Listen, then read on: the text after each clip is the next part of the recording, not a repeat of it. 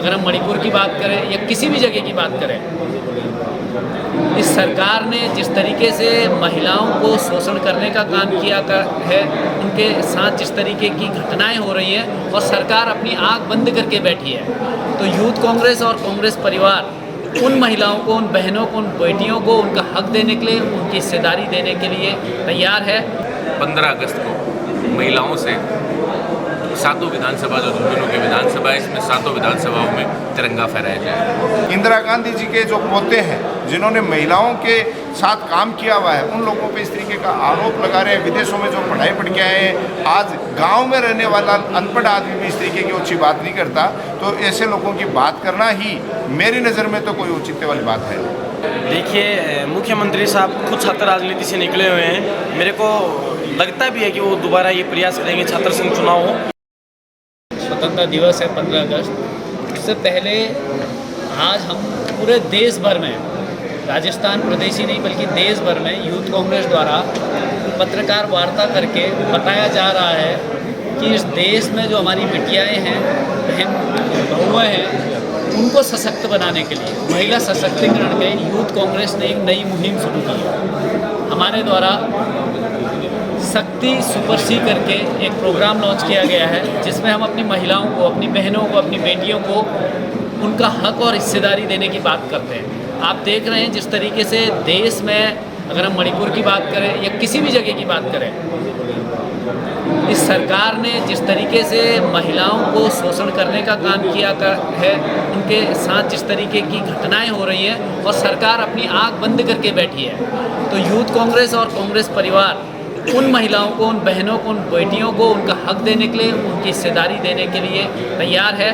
और इसके लिए हम 15 अगस्त को हम इस बार एक कार्यक्रम के तौर पे हर विधानसभा में, जिले में और प्रदेश में हम अपनी बहनों के हाथों से हम ध्वजारोहण करेंगे, देश के झंडे को फहराएंगे और एक संदेश इस देश में देंगे कि इस देश की महिलाएं, इस देश की बिटियाएं इस देश के लिए बहुत अहम है।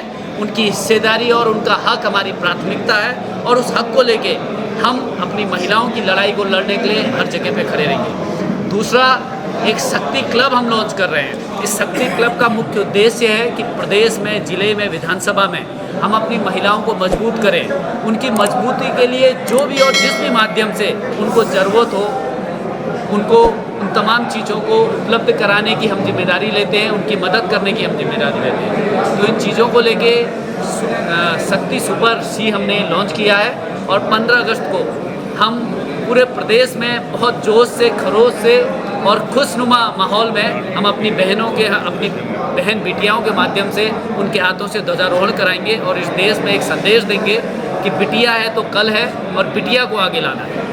जी, आज ये जो यूथ कांग्रेस की जिला कार्यकारिणी की बैठक ली गई थी, इसमें हमारे सीनियर साथी, हमारे जो मेन कांग्रेस के अध्यक्ष हैं दिनेश हुड्डा जी, वो हमें आशीर्वाद देने के लिए पधारे हैं। उसके साथ में अग्रिम संगठन NSY के जिलाध्यक्ष भी हमारे साथ में मौजूद है। इसके साथ उत्तराखंड से हमारे प्रभारी हैं निशंदर जी मेहरिया आए हुए हैं। प्रोग्राम यूथ जोड़ो बूथ जोड़ो कार्यक्रम को लेके ये प्रोग्राम आयोजित किया गया था। इसके साथ में जो प्रेस कॉन्फ्रेंस है वो शक्ति सुपर सी, ये यूथ कांग्रेस का एक नेशनल लेवल का प्रोग्राम है और पूरे हिंदुस्तान के अंदर महिलाओं को हक और हिस्सेदारी दिलाने के लिए ये कार्यक्रम आयोजित किया गया है। इस कार्यक्रम में 15 अगस्त को महिलाओं से सातों विधानसभा, जो झुंझुनू की विधानसभा है, इसमें सातों विधानसभाओं में तिरंगा फहराया जाए।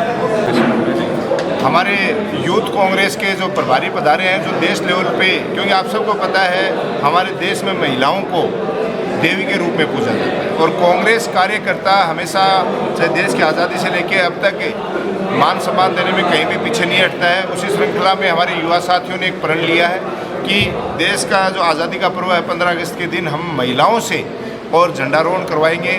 तो मैं आज इनके माध्यम से, आपके माध्यम से घोषणा करता हूँ कि मेरी पंचायत समिति नवलगढ़ का प्रधान होने के नाते पंचायत समिति का जो ध्वजारोहण है वो मेरे महिला कर्मचारी द्वारा ही किया जाएगा।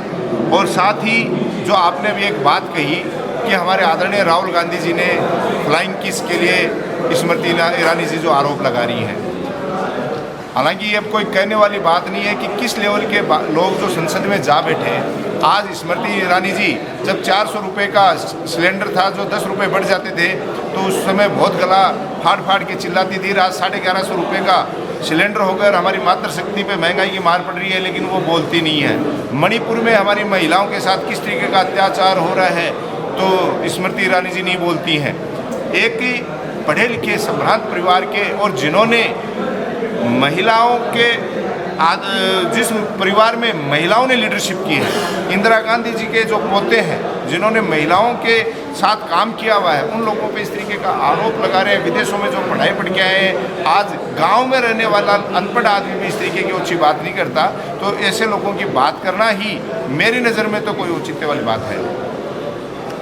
आज राजस्थान यूथ कांग्रेस द्वारा झुंझुनू जिले के अंदर उनके प्रभारी जी आए हुए हैं, बड़े भाई सुनील जाजड़िया जी, जिनके नेतृत्व में आज कार्यक्रम का आयोजन किया गया है, जिसके अंदर बूथ स्तर पर कार्यकर्ता तैयार करने के लिए उनको आदेश निर्देश हैं, क्योंकि आगे विधानसभा चुनाव भी हैं और प्रत्येक बूथ स्तर पर NSU भी कार्य कर रही है और यूथ कांग्रेस सभी का एक एजेंडा चल रहा है, ताकि हम प्रयास करें कि गहलोत साहब जो जन कल्याणकारी योजनाएं हमारे राजस्थान में लेकर आए, हम प्रत्येक व्यक्ति तक उस योजना को पहुंचा सकें और वापस गवर्नमेंट रिपीट करवाने का प्रयास कर सकें।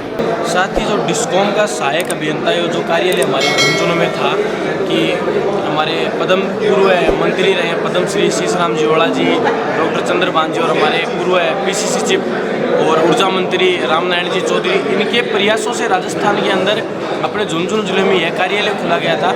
लेकिन अभी 2-3 दिन से ये चल रहा है कि उसको शीघ्र शिफ्ट करने का प्रयास किया जा रहा है। हम ये मांग भी करते हैं कि ऐसी स्थिति झुंझुनू जिले के अंदर तो उत्पन्न नहीं हो, क्योंकि किसानों का जिला है ये, तो कोई भी परिस्थिति में हम यूथ कांग्रेस हो चाहे मैन कांग्रेस हो चाहे NSU हो, हम कोई भी परिस्थिति में ये चीज़ सहन नहीं करेंगे। हम प्रयास करेंगे कि ये कार्यालय झुंझुनू के अंदर ही रहे।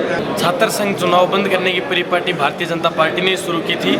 हमारे गहलोत साहब खुद NSU के प्रथम प्रदेश अध्यक्ष रहे हैं। वो जैसे ही सत्ता में आई, उन्होंने बंद पड़े छात्र संघ चुनाव को वापस शुरू किया। आज उनकी ये मनसा है कि जिस प्रकार हम देखते आ रहे हैं, राजस्थान यूनिवर्सिटी हो चाहे अपनी छोटी सी मोरारका कॉलेज झुंझुनू है, इनमें भी छात्र नेता पैसे इस प्रकार से बाहर हैं जैसे उनकी बहुत बड़ी फैक्ट्रियां चल रही हो, उनकी बहुत बड़ी कंपनियां चल रही हो। लिंक तो कमेटी का ही नियम है कि उसके अंदर कुछ बजट ही अपने छात्र संघ चुनाव के अंदर खर्च कर सकते हैं। तो गहलोत साहब ये चाहते हैं कि छात्र नेता की तरह ही प्रयास करें, ओरिजिनल चुनाव जो लड़ना चाहते हैं वो लड़ें, ना कि धनबल और पैसे बल के आधार पर आप एक अलग गलत नज़रिया पेश कर सकें। देखिए, मुख्यमंत्री साहब खुद छात्र राजनीति से निकले हुए हैं। मेरे को लगता भी है कि वो दोबारा ये प्रयास करेंगे छात्र संघ चुनाव हो, और इसके अलावा बहुत से कारण ऐसे रह जाते हैं कि भाई कोई गलत संदेश छात्रों के बीच में नहीं जाए। छात्र संघ चुनाव होने चाहिए, इसके समर्थन तो हमेशा ही रहते हैं, लेकिन कई बार परिस्थितियाँ ऐसी आ जाती हैं कि राजस्थान की जन भावनाओं को ध्यान में रखते हुए उसके ऊपर रोक भी लगाई जा सकती है।